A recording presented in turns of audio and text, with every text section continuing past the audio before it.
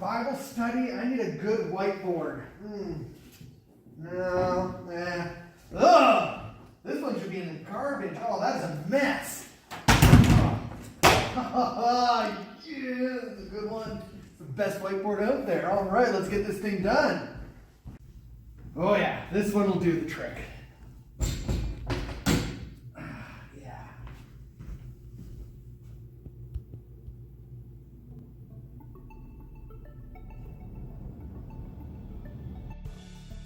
Hey guys, welcome to our first online Bible study for Core 13. Hopefully we don't have to do too many of these, but as long as everyone's locked in their home for the foreseeable future, then we will do this. The idea of this project is that you'll be able to watch along with the video, have your Bible out, maybe a notebook, take part in the Bible study, and then maybe connect with your small group. Send a text to them, or maybe you're part of a group messaging app with your small group. Call up your small group leader. Talk about what you heard and learned, and maybe go over the questions, which I'll provide questions at the end for you to discuss with your small group. Just because we're separated and isolated in our homes right now does not mean that we need to be apart from each other. So use this opportunity to really connect in a meaningful way, even outside of the youth program. Okay, let's get into James chapter 2, verse 1 to 13. My brothers, as believers in our glorious Lord Jesus Christ, don't show favoritism. Suppose a man comes into your meeting wearing a gold ring and fine clothes, and a poor man in shabby clothes also comes in. If you show special attention to the man wearing fine clothes and say, "Here's a good seat for you," but say to the poor man, "You stand over there, sit on the floor," the cushions will hold on to your filth. So just, ew. Have you not then discriminated amongst yourselves and become judges with evil thoughts? Listen, has not God chosen those who are poor in the eyes of the world to be rich in faith and to inherit the kingdom he promised those who love him? But you have insulted the poor. Is it not the rich who are exploiting you? Are they not the ones who are dragging you into court? Are they not the ones who are slandering the noble name of him to whom you belong? If you really keep the royal law found in Scripture, love your neighbors as yourself, you are doing right. But if you show favoritism, you sin and are convicted by the law as lawbreakers. For whoever keeps the law and yet stumbles at just one point is guilty of breaking all of it. For he who said, "Do not commit adultery," also said, "Do not murder." If you do not commit adultery, but do commit murder, you've become a lawbreaker. Speak and act as those who are going to be judged by the law that gives freedom. Because judgment without mercy will be shown to anyone who has not been merciful. Mercy triumphs over judgment. Wow. So there's a lot going on in that passage. And we're going to focus in a little bit on favoritism and sin. Okay, let's begin with looking at something that James said here that's really important that we pick up on. And that first thing that's really important that we pick up on here is that he says if someone breaks even one law, they are lawbreakers. A lot of us live each day kind of thinking through, well, I did this one thing, but it's not as bad as what somebody else did. So I'm not really a bad person. Or perhaps we think, well, it's just a little lie, so I kind of broke the rule, but I didn't like I'm not like a lawbreaker. But here, James doesn't distinguish between degree by which you broke a rule, but rather he makes it very clear that if you break a law, you are a lawbreaker. If you break a rule, you are a rule breaker. If you tell even a small lie, you're a liar. James makes it really obvious that the goal of the law is that we would love our neighbors.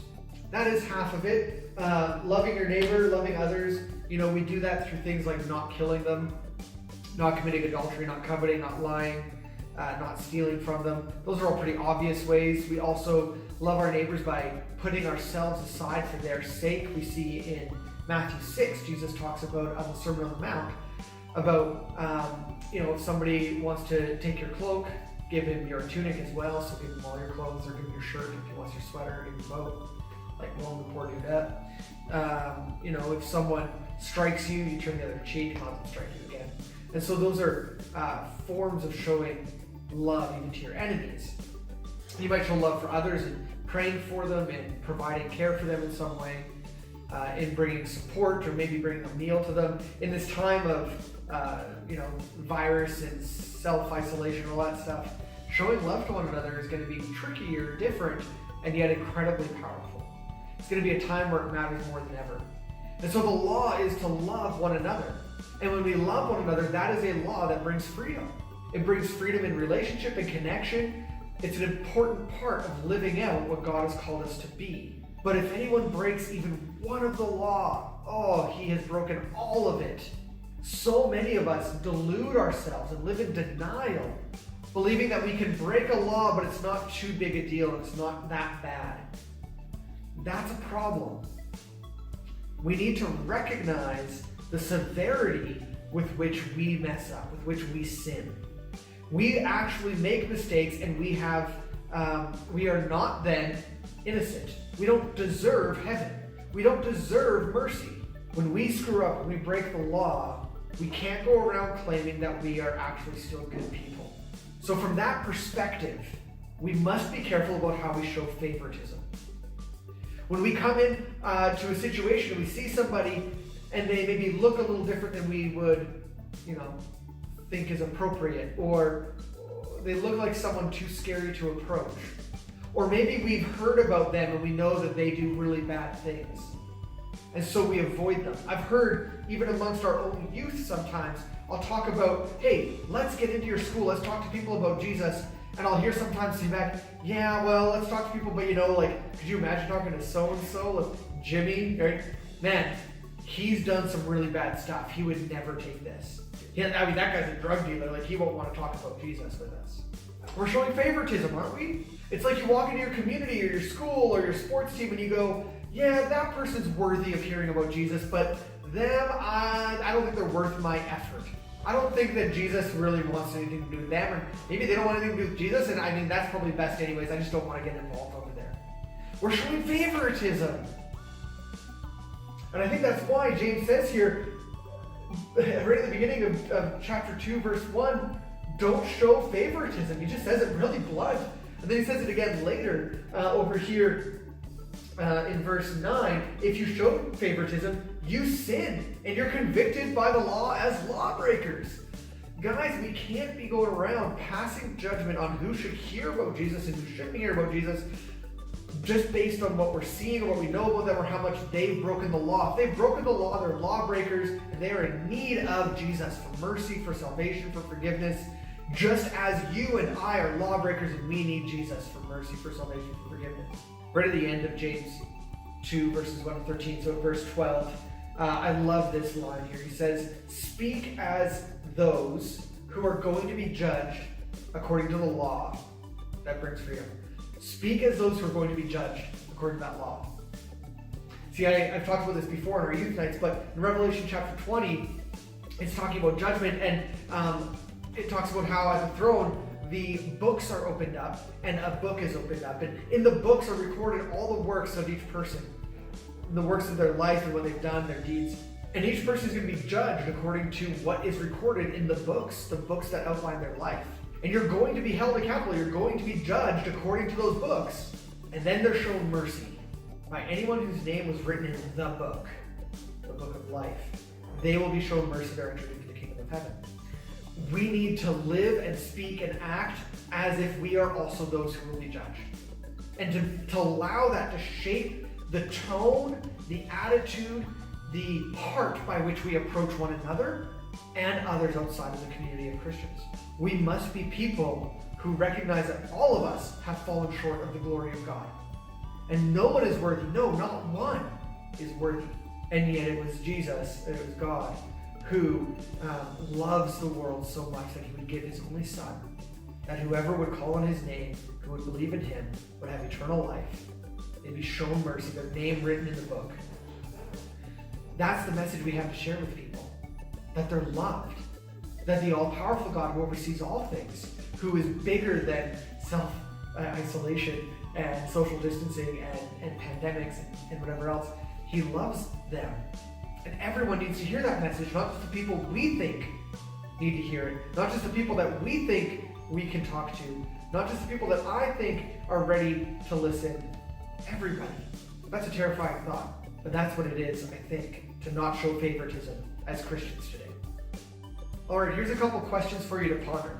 Question number 1, what is a sin or behavior, perhaps, that you have downplayed, that you don't see quite the same as something else? So you're like, well, I didn't kill anybody, I just kind of broke their legs, so I'm okay. That's a little extreme. But perhaps a good example would be like telling a little lie. Well, yeah, I kind of fudged the truth. The fish I caught was only really this big, not this big. But that doesn't make me a liar. What is the sin or the behavior or the action that you've downplayed, that you've diminished, that you've made it to be less than serious, that you've tried to say, oh, that's not a serious issue, that's not a big deal, I'm probably okay still? For me, maybe it was throwing the whiteboard aside in order for that bigger whiteboard to be my favorite. Okay, question 2. In what ways have you shown favoritism? Be honest about it. In this case, you might be on your own thinking through this. The only person you're lying to, if you're not being honest about it, is yourself. You're not lying to a group of people. There's nobody but you judging you in that setting. So take a moment, reflect. In what ways have I shown favoritism?